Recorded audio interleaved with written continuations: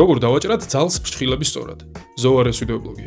პირველ რიგში ეს ნაკლებად სჭირდებათ ეზოს ძალებს, რადგან გარეთ აქტიურად მოძრაობის დროს ასე ვთქვათ ექლიებებად და პატრონს როგორც წესი ჩარევა არ უწევს. ოღონდ როგორც წესი. არც ისე იშვიათად მათაც სჭირდებათ ხოლმე. აი სახლში მცხოვრებ ცუგებს ამ ეგრეთ წოდებული მოქლივის ფუფუნება არ აქვთ. ამიტომ მოდი უკვე საქმეზე გადავიდეთ. უნდა იცოდეთ, რომ ძალის ფრჩხილებს მხოლოდ მყარი გარსი არ გააჩნიათ. შიგნით არის ზრბილი ქსოვილი და იქ ნერვები და სისხლძარღვებიც გადის. გამოიყურება აი ასე. ქვედაურს დააკვირდით, ასე არასოდეს მოვჭრათ.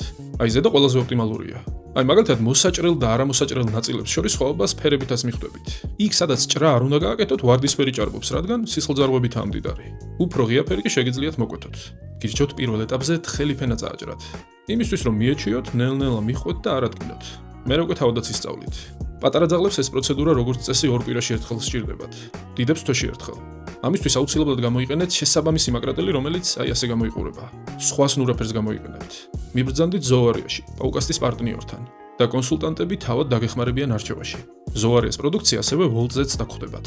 შესაბამისად შეგიძლიათ გამოიძახოთ კიდეც. გვერდი ვიდეოს აღწერაშია მონიშნული.